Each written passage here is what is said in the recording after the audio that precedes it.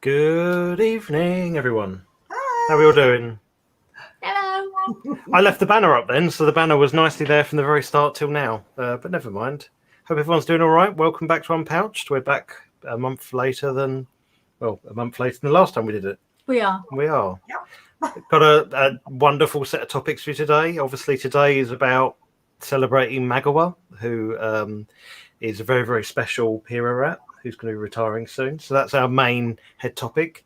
We've had some slightly sad news in the community today, so we're gonna carry on with our happy Magawa topic, but we will segue into that, and we'll do a little bit of piece around that and what that means to us, what it means to everyone else, and we've got a couple more light-hearted topics, and I'm sure from then we'll just all start filling in as we go. Sound good, everyone? Yeah. Yeah, brilliant. Yeah. Hi, everybody in the chat. How you doing, guys? You've got plenty of people there. Hi, everyone. We've got 9 in at the moment. Oh, Richie's in. Look, but he's playing in the Scouts. He's leaving the phone playing in the Scouts kitchen while he's busy. They're cooking tonight at Scouts, apparently. So I guess our headline topic and the whole reason why this, or the whole theme of this this live stream, was about Magawa. So Magawa, as we know, is a very, very special HeroRAT.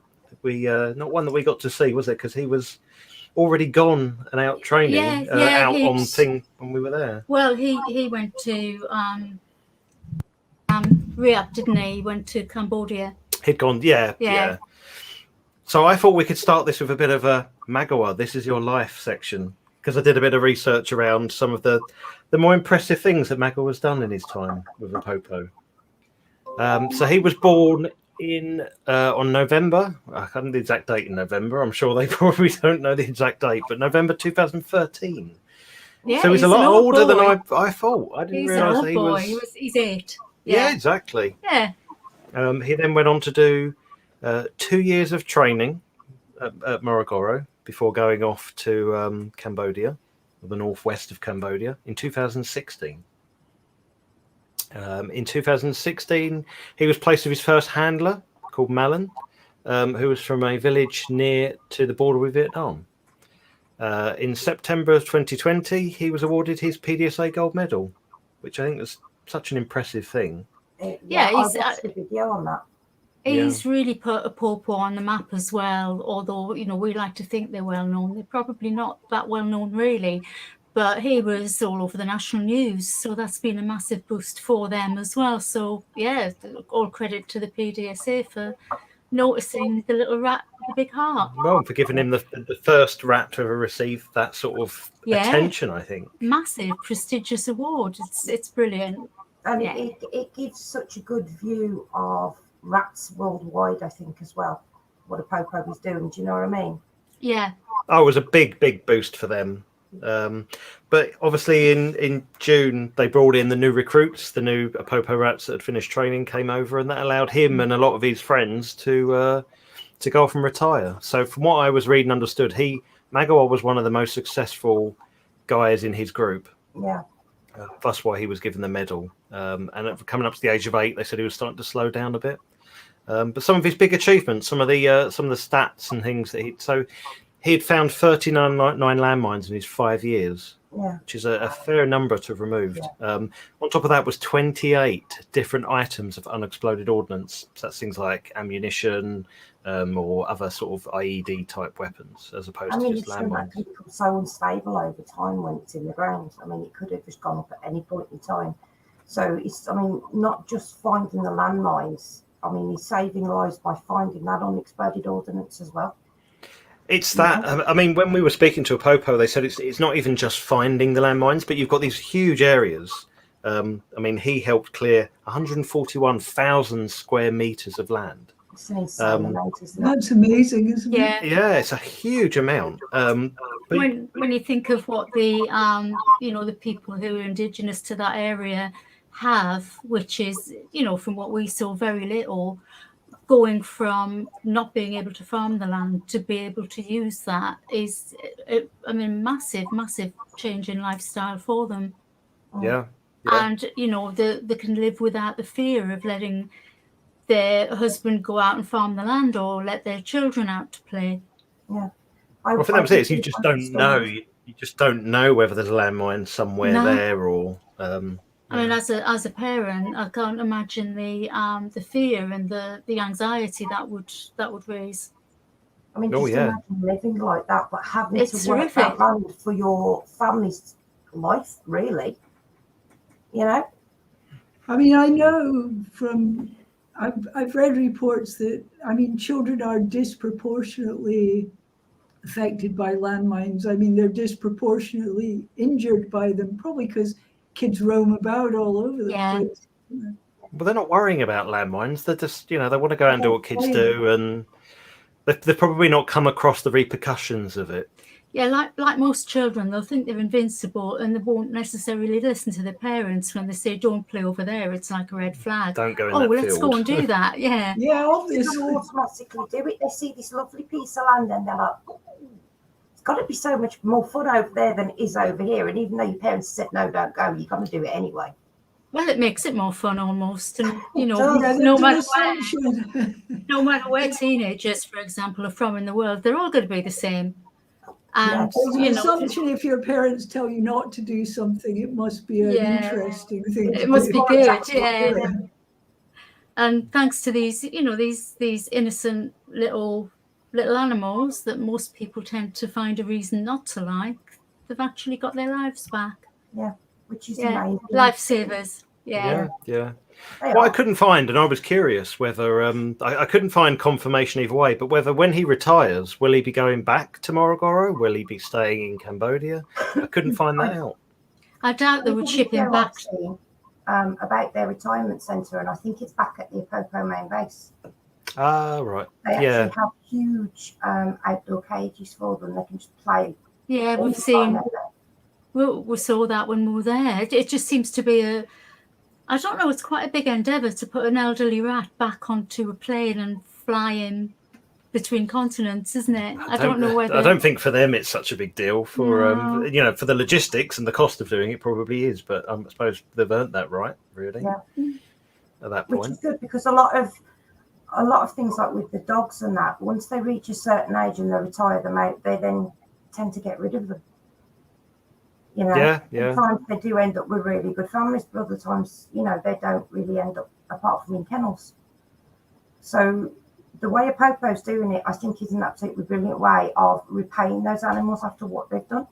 Yeah, it would be very, very easy just to put them down when they were no longer needed, but they're doing the right thing, which is fantastic, absolutely fantastic. Yeah, Doo-Wop said they couldn't find that out either. No, I mean there was a lot of kennels when we went to Apopó, so I imagine they have the room there and the resources, and it's nice to know that they are going to get that extra bit of life, because, I mean, as owners, we know that to reach 8 is that is the latter end of their life. So if he's been able to work that long and he's been healthy, it shows how well they are kept and how well they're looked after to get to that age. They are. They're very well cared for. Yeah, we can talk about longevity in a little while. Yeah. I think there is a video that was put out recently. I think it was done by somebody else about Apopó. And it actually showed you how they tame them, and they did everything, and they actually see it. I think it's every month the vet comes round and checks. It's every week. Yeah. It's every week. It's every week.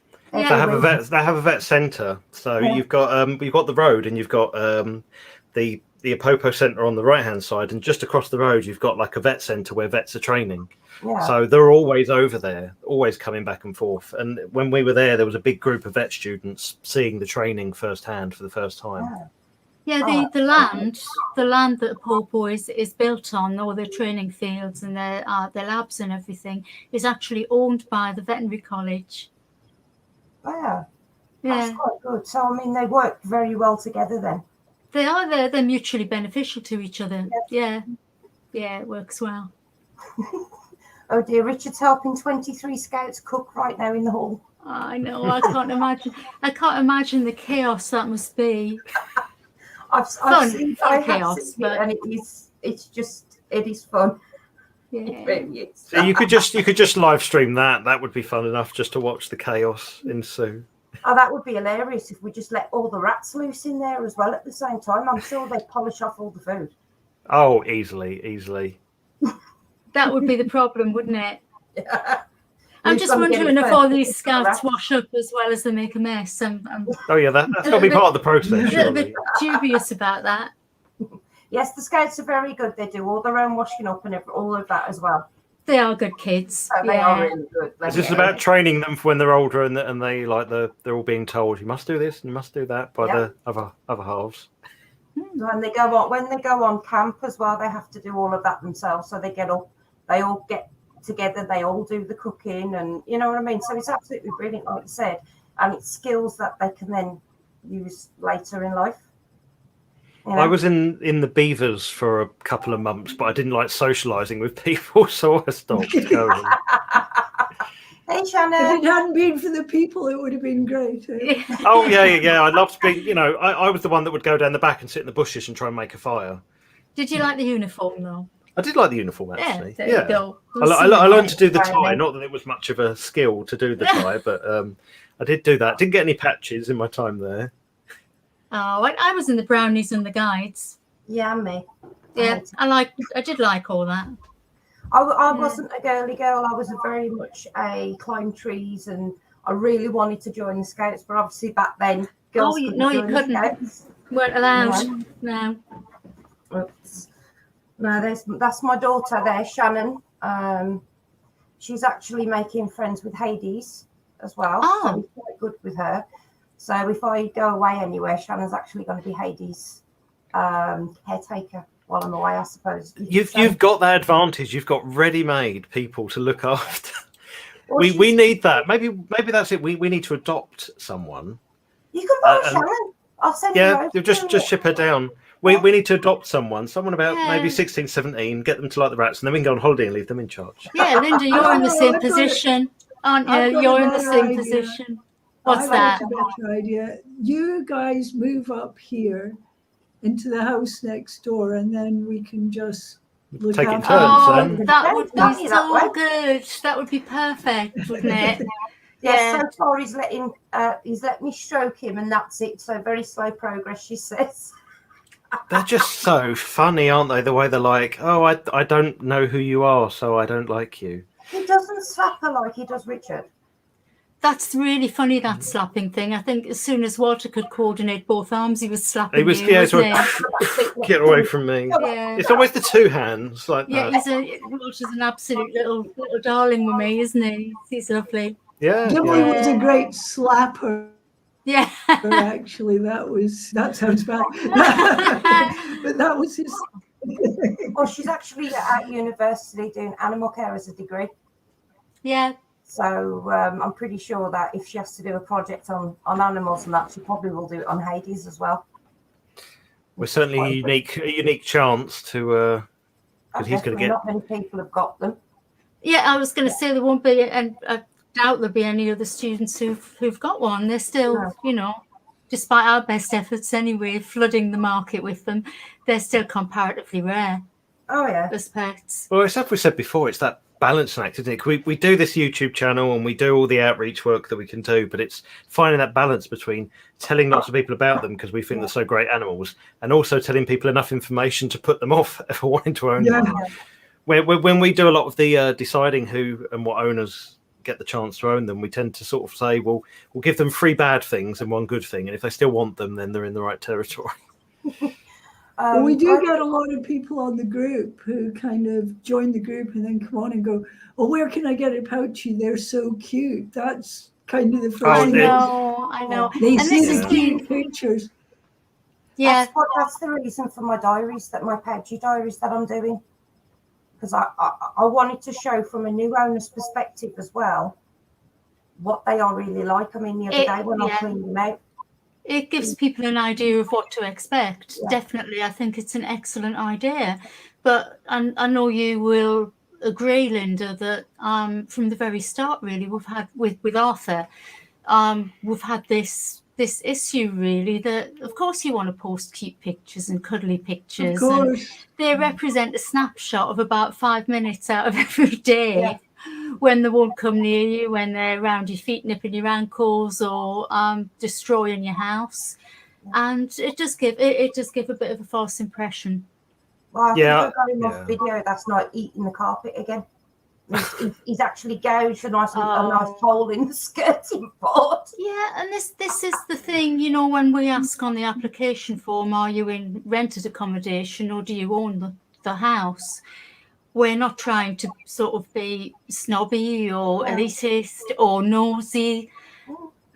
We're thinking, what the hell would a landlord say when it came to giving you a deposit back? And When you have no skirting boards left.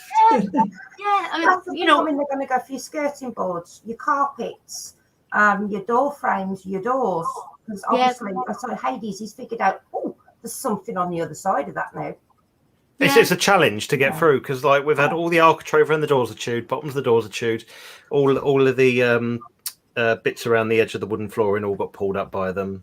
Wooden flooring got the beading that goes around the edge was it. made in a kind of a soft sort of, well, what was it? Oh, it was a particle board. Particle board, yeah. Well, it's not there anymore. It's all gone. It's all in particles now. Stair carpet ruined. Yeah. They are just going to destroy your house, and like you said, if you're in a private, especially if you're private rented as well, I don't think your landlord's going to be very impressed if they come round to, because a lot do like a monthly inspection or what have you. I just think you'd have to have a very understanding landlord to be able to tolerate that. And deep pockets to fix the damage afterwards. Yeah. I think they do the same sort of damage because I remember I've never laughed as hard as a friend of mine wanted to get a puppy. And I this was a long time ago, and I said, you know how destructive they're going to be. You live in rented accommodation, is that really wise? And she went, oh, they'll be fine. It's all about the training. I'm going to train them right. I'm going to do this, I'm going to do that. And it was a couple of days later, she come in and she went, he ate a wall. And I went, what do you mean he ate a wall? She went, no, he actually ate a wall. There was a wall. There is no longer a wall there. And I said, how? And he'd literally chewed all the plasterboard on one wall and then gone through and chewed the other side, and there was just the frame left. So I'm glad that my point was proven. Yeah. I gave you the satisfaction of being right. Oh, and as a man, I love being right. You know that. Yeah, don't we know it? On that note, why don't we move on to some of the stories? Some of the stories. The news that have been in the news. Yeah, we can do. Would you like to do the pillow one, Cheryl? Yeah, Cheryl, you do the pillow one because you let me you just found bring that up. one. Bear with me 2 seconds. I'm gonna just go back and find it. I think it's that one. I actually found this quite comical. I mean, I bet the lady didn't at the time. Rats crawled on woman's pillow as she slept in neighbourhood that's overrun with vermin. Apparently, it ran across the woman's bed as she was lying in it. She's actually in Preston. She said the neighbourhood is getting worse. Apparently, they do seem to have quite a big issue with being overrun with rats right now. And the problem's actually getting worse. She says she saw a rat crawl past her head as she was lying in bed only 3 months ago. And apparently they've hearing them in the loft for the last 3 weeks as well in another house as well. And they've reported seeing rats on a daily basis, while she herself has been seeing the creatures in the garden and hearing them in the loft for the last 3 weeks. So it does seem to be getting worse. This lady said, I was decorating my bedroom in June and there were bits exposed and one got into the linen basket. And that's when later she was lying in bed. I heard the rustling noise, moved my head and it came running past my pillow. And I was like, oh my God. I'm sorry, I have to. I find it quite comical. You just get this picture in your mind of but it's having one rat isn't being overrun. I think having rats in a back garden or some other place outside of the house is pretty normal. They're everywhere. Well, if it was a squirrel, would people be bothered? No. I mean, I would hold my hands up and say I don't know what I would do if one got in the house, because no one really wants them in their house because they do I did damage. scream when a mouse ran across my feet. I was trying to catch, this was years ago. It was in our daughter's bedroom. The cat had brought it in and dropped it in her room. Oh, Tabitha's brought them in before, yeah. And I just screamed because it scared me. It moved that quick. You just get a fright. You just, yeah. But They're I mean, incredibly fast, yeah. The bottom line is rats are attracted to food, and if there's nothing for them to eat, they'll go away. So, it's good advice, I think, just to remove the food source and see what happens. But yeah, I do sympathise with people that end up with them in their house. I don't know. I don't know what's classified as overrun. I take that with a pinch of salt. Yeah, really. some people say like that lady, she's seen one. One rat's not an infestation. A couple in the garden, it's not a huge issue. I mean, they're everywhere. No, we saw a little female in our garden collecting food, didn't we? Oh yeah, she went into the drain. We did a video, And that again was because we'd left food out. We were tipping out food bowls, and I tipped a load of food bowl down by the drain for the birds to eat. Yeah. And then she'd come along and gone, "Oh, it's for me." Yeah, she just thinks it's for her. She doesn't. It's the same with people that feed the birds in their garden. The rat doesn't know that that's bird food. It just thinks it's getting fed, and happy days. I have a little family of rats in my garden. Sorry, Linda, I couldn't hear you there. Oh, sorry. I said I had a little family of rats in my garden. In fact, I took some photos of them, and it was because I feed the birds. Yeah. But the neighbors freaked out, and they'd obviously put poison down because all the rats just disappeared, and that wouldn't logically happen. And also, I did find one in the late throes of poisoning. Yeah, it's horrific. It just made me so sad. It's such a brutal way to kill anything. Yeah. It's there are ways to get rid of them. You can hire. Actually, can you get them free? Humane traps. Don't get them for free. But... No, I mean you can borrow They're them. not very expensive. No. Though. I have actually bought I've got one. I've got one. Yeah, far better to do that and then take it and release it somewhere, than do anything that would harm it. Yeah. Duop says that she's got 3 feral mice there, and that was their first direct experience with rodents. And they say a feral mouse crawls on me at night as well. And Annette's got an entire colony of wild rats living in the back garden. Yeah. We know Annette's had them for ages. Annette has. I saw Bob's post about feral rats, and hello, Auntie Judy. Poisoning is a really horrible way. Oh, it's awful. It is. I think the only way more horrible than poisoning is glue traps. That's the only thing that I think just. Don't get me started on glue traps. They're torturous things. They're horrible. Can we go on to another subject, because this is getting really sad now? We can go on something else, kind of of the same ilk, I guess. The Sainsbury's rats. Yeah, we've got to do that. Yeah. This came up on the group. Let me get the topic up. Actually, this is a bit like when I was on the way back from yours, and we stopped at the services, and obviously because Hades was in the car, I didn't want to leave him. So I stood outside the car, and Richard's gone into the services, and 3 people come out, and this little mouse, she was quite small, and she bounded across in front of them with a piece of beef burger in her mouth, and they were like, "Oh my God, that's huge!" And I just stood there looking at them laughing. So you call that a rat? This is a rat. They're big.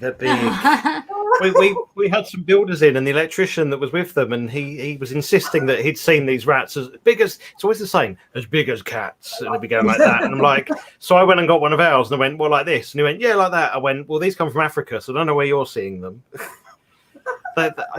People just get it in their mind. They start to imagine they're much bigger than what they actually are.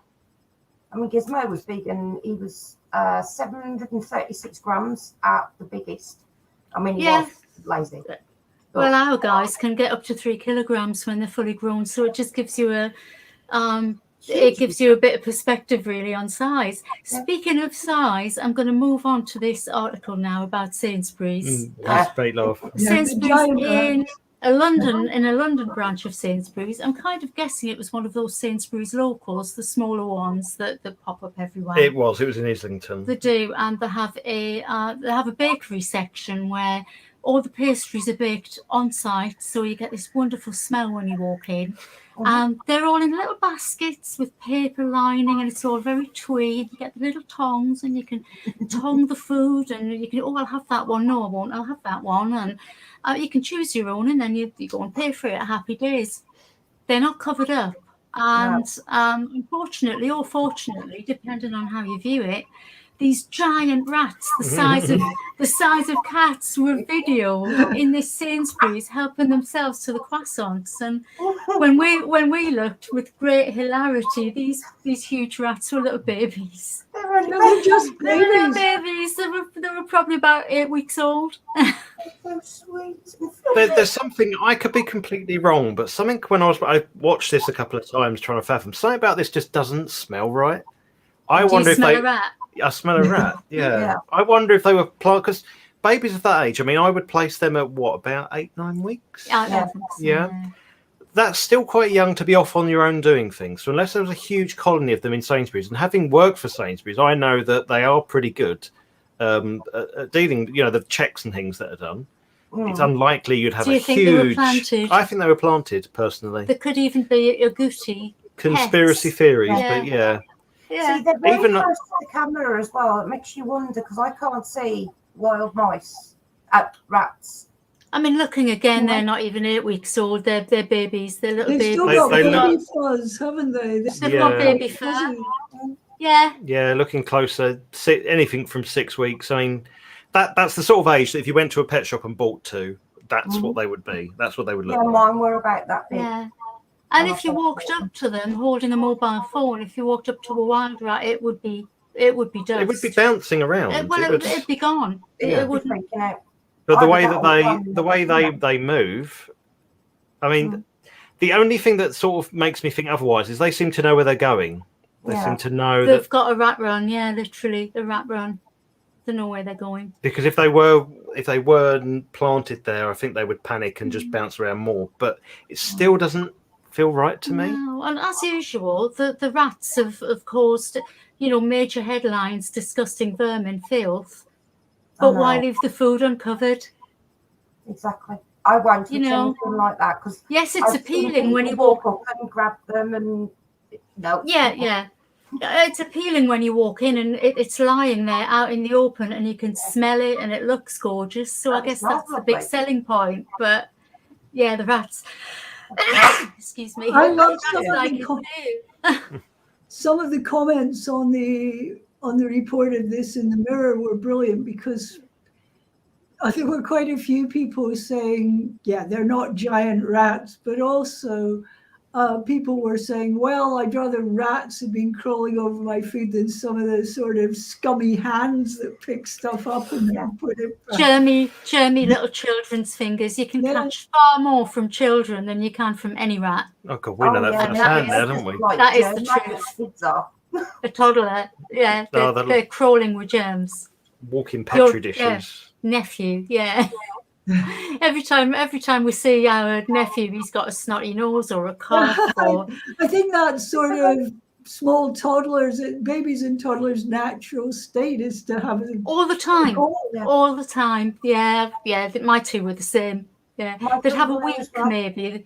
You'd get a week of grace and then one of them would catch something else and give And it you're always to on the phone yeah. to schools are like, oh, there's this bug going around and that bug going around. It's you just give up. Yeah, having been a teacher for decades, I'm quite hardened to most of the bugs now. I don't tend to get them, but you got ill from seeing Leo, didn't you? From seeing my nephew, just Yeah, once, and then I've got like a virus. They are just crawling with it Yeah, all they're the time. pretty horrible, really. I don't know why we'll have them, but yeah, there you go. We had the rats instead because they tend to be less likely to catch anything from them. Oh, yeah, ironically, exactly. See, Doo-Wop said that they have to keep rescuing one of them from the bathtub. Yeah, it seems like it seems like you're sort of just coexisting with them, really. Yeah. It's quite nice. I'd be interested to know if they're destructive. Do they chew anything in the house? Yeah? We'll keep a look out in the comments and see what, see what sort of things they get up to. See, I remember when I was a kid and my mum had them in the house. We keep finding them in one of the old fish tanks that was empty. But I don't ever remember them being very destructive. I know they got into bits in the kitchen, but I don't ever remember them chewing anything, any wiring or anything like that. You need a lot of them to do a lot of damage, really. I don't know if you saw what Dee had done to the stair carpet all by herself. I would dispute that. Yeah, but how many mice would you? Little mice. Mice per mice, country. yeah. Well, you see that we got a rodent when I was a young child. We got a rodent in, and it got into the sofa, and it chewed the most massive hole in the sofa, and it chewed all these lovely nylon cushions that were had in the 70s, and it really did a lot of damage. And my dad set a trap inside the sofa and caught the offender, who was one of these tiny little field mice. Oh no! Really tiny. Yeah. So tiny wood mice here. Yes, that's. Well, I remember having them in the house when I was growing up, and I can't remember what my mum put down now, but I think it was traps. But I don't remember them ever doing any damage.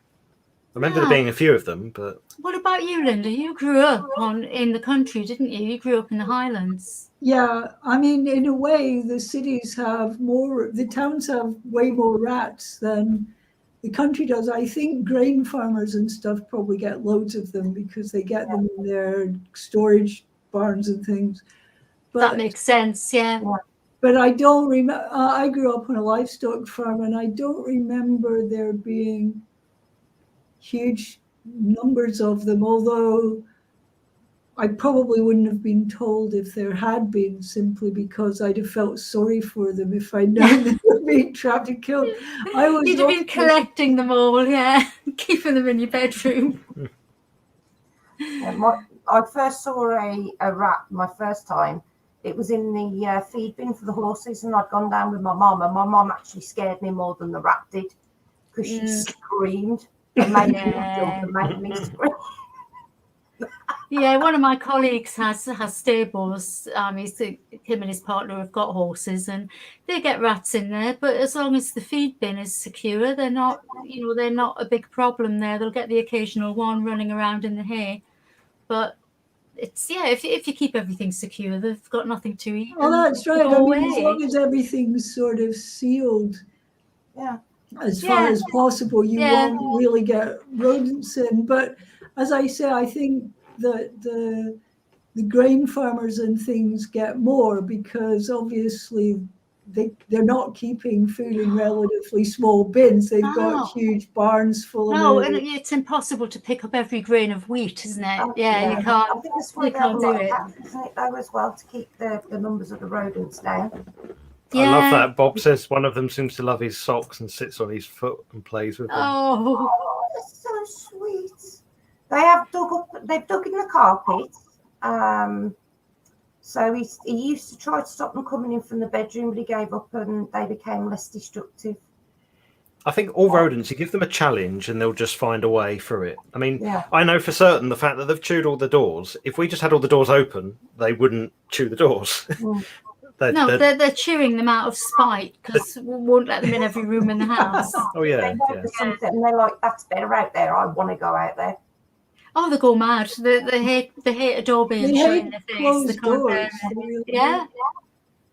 Hades grabbed the carpet on mine the other day, and he actually managed to pull the carpet up and pull it came up about several inches off the floor, and he pulled it back up.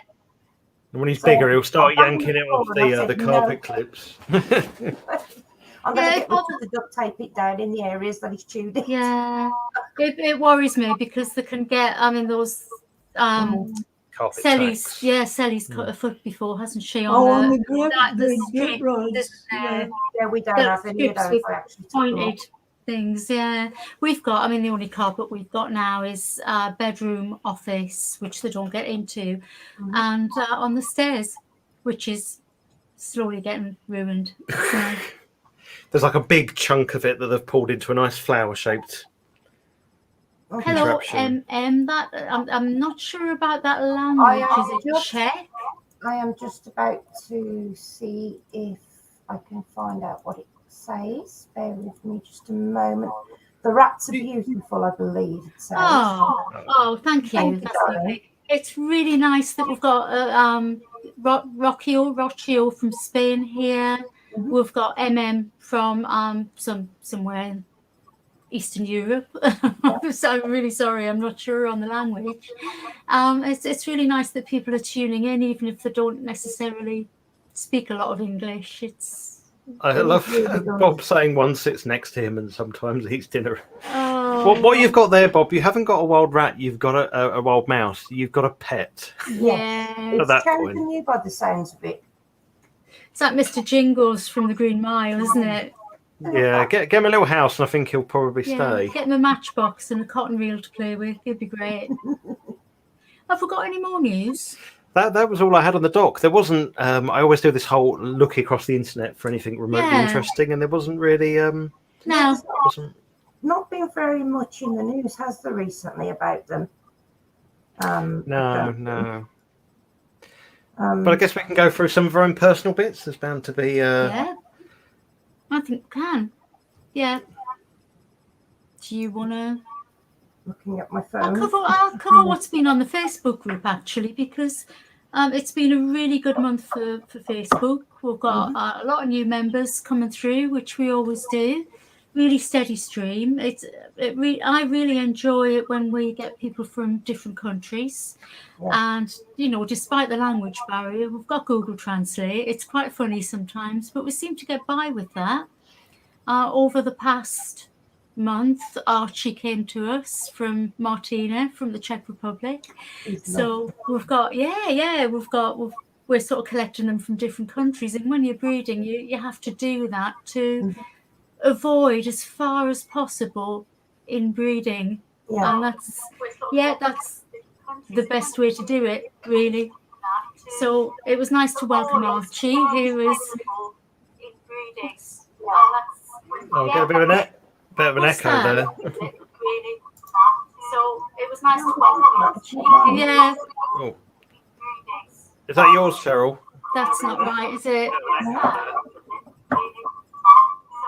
Linda?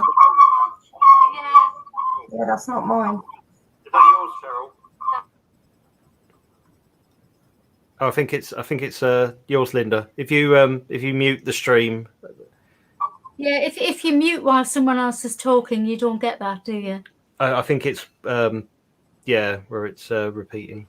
Yeah. Or turn the volume down. Yeah, it was just feeding back. That's better. That's okay. Yeah, it strikes me day by day what a really, really good, really tight and really friendly and supportive community we've got.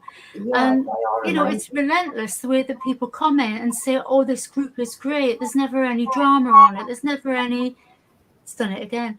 There's never any bitchiness. Everybody's really kind and really helpful. And I think that was borne out by, it's very, very rare that we'll get any conflict, but somebody who is in a professional position and really educated enough to have known better decided to comment on a member's post and state that he believed having an animal neutered was mutilation. Then went on to talk about how exotics shouldn't be kept as pets at all. And there were several other comments made. And the irony is that this person is an exotic vet who works at a small animal practice quite close to us and probably does at least 5 neuters a week and treats exotic animals. So it was all, there was a bit of hypocrisy really, but he had a real axe to grind. And the comments that were being made there seemed to be on a particular member's post. I don't know whether it was deliberate targeting or goading or whether it just happened to be that way, but I was really happy and proud of the way that everybody just pulled together, to be honest. It was really good. Really proud of everybody for that. It is a fantastic group. I've never come across a group online anywhere that is like the poacher community, you know. I mean, it's like you said, everybody's so nice and supportive and everybody gets on. Yeah, I think that, you know, there's an expectation and there's a culture that we've created over the years that we've had the Facebook group running. It wasn't always like that. I think like a lot of animal groups, people do get quite passionate. And some people, you know, people do have different opinions sometimes, and those opinions can be very strong. And when we first got Arthur, there were aspects of the very sparse community that there was then that weren't that pleasant. I think, you know, you'll agree. I think we got a lot of flack at first. We found it really difficult to break through and get anywhere. So just started up on our own, really. Then you've made a fantastic community. It's the members that make it. Everybody has just come together in such a fantastic way. And even if somebody says something that they get their information wrong, somebody will come in and say, no, it's not that, it is this. But it's not done it's done in a nice way. Does that make sense? It's not done at all nastily. You know what I mean? Yeah. I mean, I was on, because I bred fancy rats before this, and I was on a lot of rat groups, and they were okay, actually. I'm very happy to be a member of the National Fancy Rat Society, and the people, you know, at the top of their game there are fantastic. They really know their stuff. But bit by bit, people were coming through with less experience and more attitude, and there was some really horrible things taking place on the rat groups. So I just dropped the rat groups altogether in the end. I think I'm on very nice at all. That's it. I'm on Some of the Facebook rat groups are just awful. I mean, a lot of people who think they know everything, but clearly don't. Sometimes it's just their opinion, but it's got to be a fact because they said it, you know. I mean, some of them are just awful. If I was new to rats and had joined one of those groups, I would have probably given up. Yeah, and the thing is, some of the people on there have such huge egos. I think they end up believing their own lies. There was one classic, and it was in the comments in the Independent on the Sainsbury's advert when I was reading through them. Oh, that's disgusting. Don't you know that rats don't have bladders, and that's why they wee all the time? Okay. I swear, it's not the first time I've heard it either. No, male rats don't have any bladders. Yeah. How does that even work? They must just have kidneys and a hole at the bottom. Of course they've got bladders, but mice don't have sphincters, and I think that's maybe what they got it from. Mice don't have sphincters, so they do wee all the time. Well, house mice do. Rats do have sphincters, so they can control their urine. But they do it out of spite. They don't do it because they can't help it. They do it because they want to. They do it because they like making everything smell like pee, like them. My top-eared boy, Oreo, he actually used to pee on my hubby all the time. Oh, so it's a sign of affection. It was only to Rich, and it was always usually on one of his arms. I have to say that yesterday was by far like the worst for me with I Pumbaa. Wish I'd seen that. I really do. So I've just gone into the kitchen to get a drink, and I'm coming back in, and meantime Pumbaa has come in the living room and he's gone round, and there's like, we've got our table and we've got like a little walkway you go through to where I sit on the sofa, and he's gone round there and done the biggest pee on the floor. Like I originally thought that I'd spilled some water on the floor and not realised he's not a small boy, and what comes out of him is not. And we've got wooden floor down, and I walk across it and almost like slips that. Completely over on his piss. It's a good job you didn't. You could have badly injured yourself doing that. I would have fallen over and hit my head on something. That wouldn't matter. It would have been funny. I was out doing their food at the time, but there's nothing makes me laugh more than people falling over, as long as it's not me. It's like. Was he watching and laughing though? You did. I went like, I almost fell over and hit my head, and you just laughed. You fell over. Fell over. Oh, you sat on the edge of the sofa and fell off it, didn't you? I did. Fell backwards off the sofa. Not even drunk. You know, it was classic. A trip upon thin air. Yeah, there's some nice. Sorry, Nice. I was just going to say, Alan said about that chap that you were commenting about. He said if he'd have been in Glasgow, my steel toe cap boots would have been used to give him a vasectomy. I know it's and thank you, Alan. I know you're very protective. You do stand up for everyone, and that's great. You'd have had to find his balls first, though, Alan. And the way he was picking on one person again and again, he clearly doesn't have any. No, Maybe he's been mutilated. What do you reckon? probably.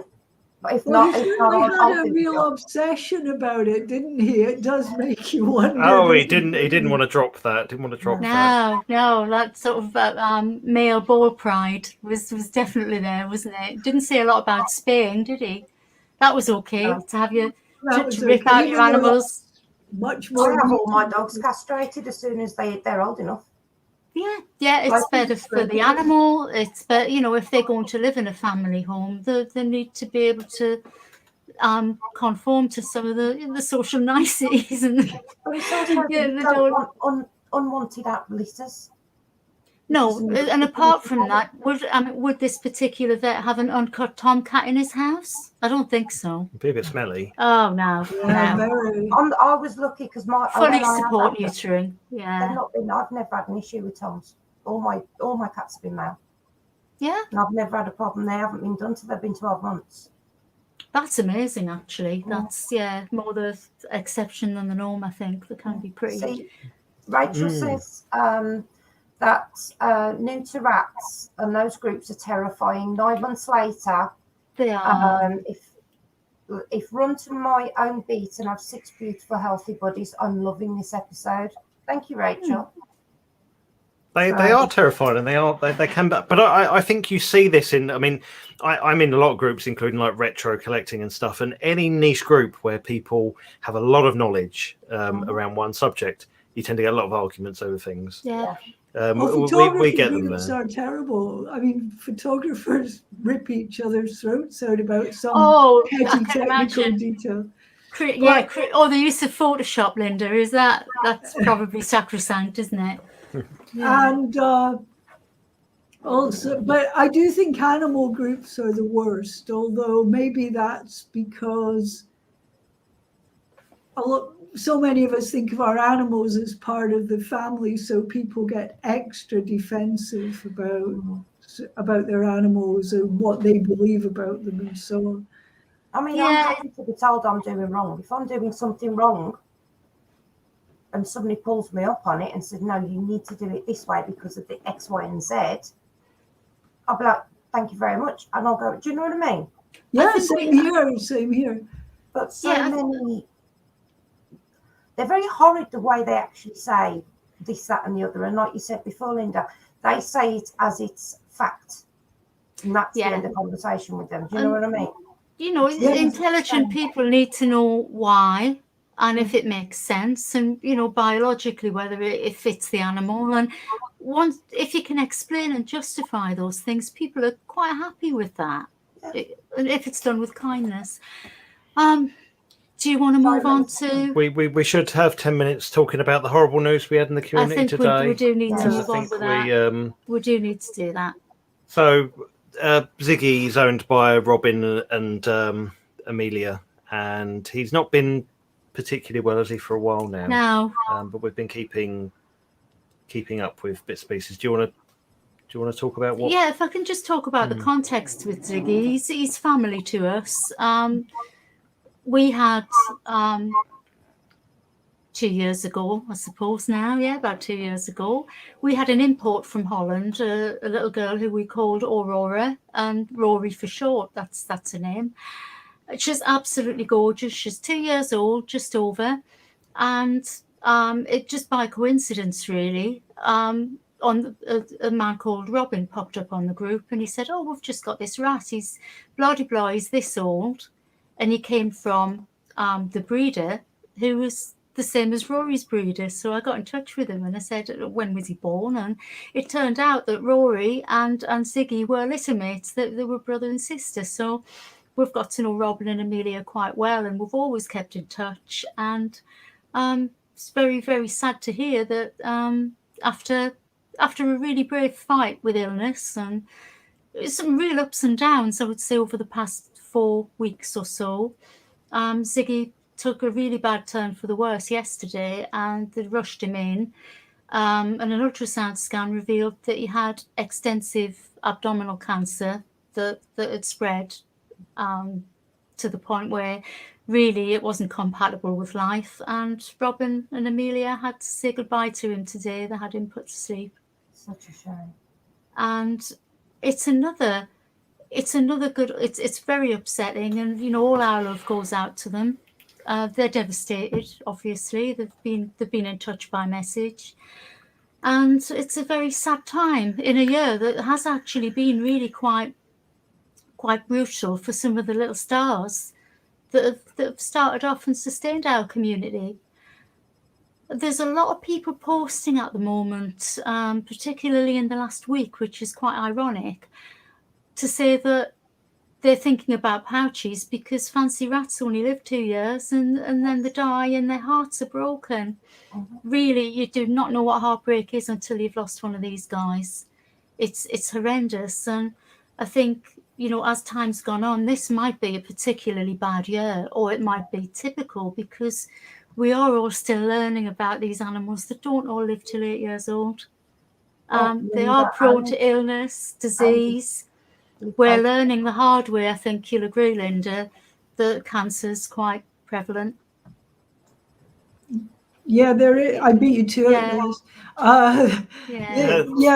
I agree that, I mean, when it never occurred to me that, I mean, Gimli had his heart condition and he was doing so well.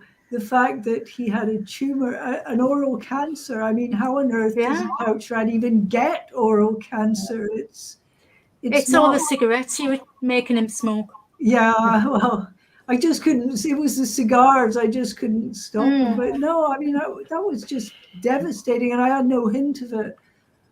He wasn't poorly in any way until, and then Kojo became poorly. Just, he went from being bouncy to being really ill, just almost overnight. And of course, that was an abdominal, that was an intestinal cancer. Yeah. Just, and he was only just gone too. It's, I mean, yeah.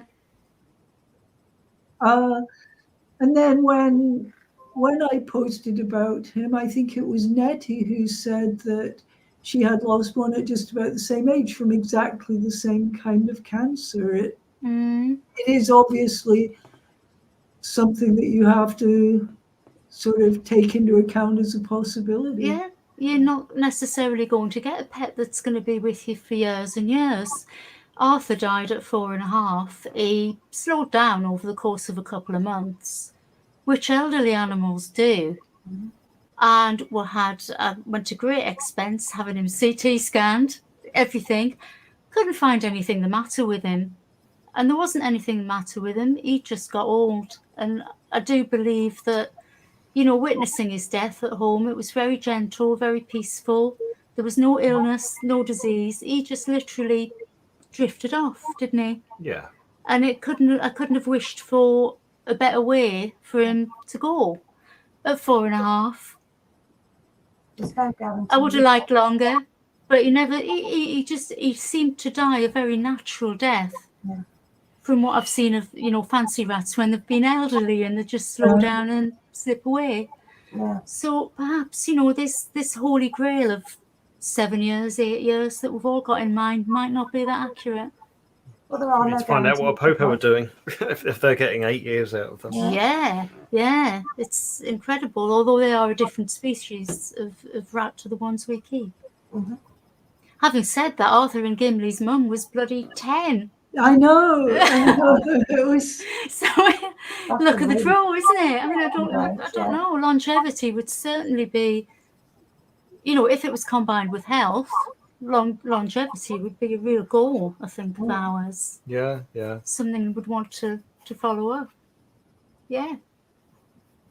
I think the key, you know, what we can do as breeders is, if we ideally know if that's in a line, because there's got to be something hereditary with cancer, or at least prevalence. No, not necessarily. But if we see Cancer's organic. yeah. I mean, but yeah. if we're gonna see it, there's going to be like a more likelihood of certain lines getting it. Then the best we can do is make sure that them lines are not to discontinue. and we're breeding from males, females that are having long lives, and that's what we stand for and what we try and aim towards. Yeah, I mean the doors and the bucks that we've got at the moment are an unknown quantity. We don't know if they're going to have a long life.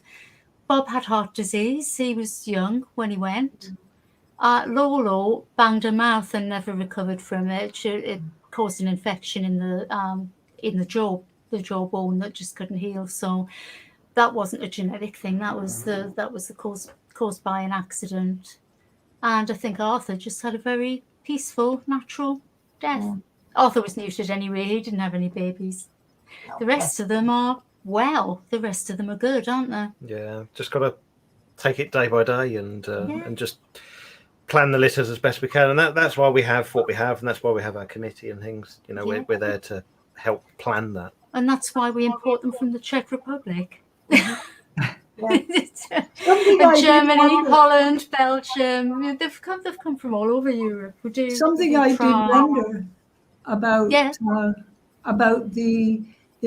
since intestinal cancer, abdominal cancer seem to be not uncommon particularly. I do wonder if it's something to do with diet. I mean, I know we don't all feed identical diets, but I wonder if there is an optimum diet for them, a wild diet perhaps, although we've asked this so many times, over the years. We've been told this is the right food, but we've been told by people that, we're feeding them that 10 years ago. We don't really know, do we? No. But that they are, unless you feed a fully organic diet as well, there's all those extra, all the pesticides and that are on the crops as well. Of course there is, yeah. I know that a pawpaw feed, a pawpaw have 300 rats, so, they have to look at economy as well, but they feed them lab blocks. They're really good quality lab blocks, but they feed dried fish, a few nuts and seeds, but not many. And the majority of the diet's made up of fruit and veg. Yeah. Yeah. Sour is Blanche said, my experience with fancy rats showed that organic diets made them live longer. That'd be interesting to find out. I mean, is there a dried food that's organic? I'd really like to know a little bit more about that. If you could maybe put it on the chat. That's EMF frequencies put a strain on the immune system. I was all live in houses. Yeah. I mean, you can't discount that. TVs, fridges. Yeah. I mean, you can get EMF meters. I've actually got one. Have you? We've got ghost hunting equipment. Yeah. So I have an EMF meter. And if you go around the house, you'll actually be surprised how much EMF is actually given off. That is really interesting. And the power lines in the house, on in the walls and floorboards. Yeah, thank you. Our own dry mix. Yeah, Suri Blanche, if you could maybe get in touch by message or something and give me a message and let me know what you were using. And I think, it's something we could easily sort of look into and share. Definitely. It'd be worth the time, I think, looking to see if there's a way we can better their diet, if this is potentially the causation. Yeah, I do think, Linda, that you may have something there. We should really have a little think about what alternatives there are. It may be unconnected, to be honest, but it just occurred to me that it might be something that we could look at. Well, when they contract Giardia, they can't kick it. Yeah. It ruins the digestive system. It's definitely worth a punt, that one. Is there any way to check genetically, like have DNA tested? Obviously, I'm weak now. I don't know. Probably, like some are more prone to sort of cancers than others. Without knowing the genetic sequence, I know that in humans there are 200 or more different types of cancers, and some of them are caused by environment, like smoking or drinking. Some of them are completely organic, and they're the ones that the rats would get, and they tend to be, I mean, the type that Gimli had, for instance. How the hell did that happen? Really rare, incredibly rare. Yeah, I mean, he didn't have any lifestyle issues unless there was something, apart from eating floorboards, maybe. Oh, and the bath, yeah, he got into the bath panel and or the plaster, didn't he? So, Yeah. but yeah, but that wouldn't, I mean, rats are survivors. That wouldn't necessarily cause cancer. So it's a bit of an open book, really. It's quite an interesting topic, maybe for next month. Yeah. We'll do some research. And they are We'll do also some research. We'll come back. omnivores. So they are made to thrive on a wide variety of food. Yeah, they scavenge. They eat rubbish. On I mean, they'll eat dead birds. They'll eat rotting fruit. So yeah, I mean, what we give them can't really be poisoning them. But I don't know. It's there was a group in Germany that were exploring this a little while back, a couple of years ago. I wonder if they've got any information that they could give to us. I don't know. Should reach out and see, but We should. Yeah. what we should do is end this episode, because I think we've reached our hour, and Packets. plastic and crisp packets. That does make up most of their diet. What we'll do, we can do some research, and we can maybe tackle this another time. Yeah, we'll get onto diet and food, definitely. Yeah, at the moment, ours eat better than we do, so. Oh, well, yeah, mine it's not do. all bad. I don't feed us at all. You put a post in the group, didn't you, Linda, about you came back from shopping earlier?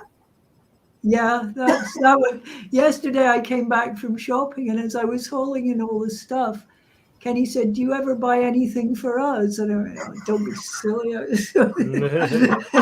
Well, I went to the shop earlier. Now I shop probably every 2 or 3 days and get all fresh fruit for them. They've got grapes, they've got melon, they've got kiwi fruit, they've got apples, pears, bananas. They have kale, cabbage, all those really, really good things. And tonight I bought us 3 beers each and a cornetto. So my hands are tied here. Heidi's definitely probably eats more healthier than I do.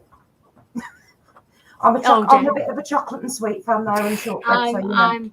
I'm more of a biscuit person. I don't have them in the house. This is always the way. Can't be trusted. We really should end this episode now, I think. we should. Right. Well, thanks everyone for watching. They are welcome.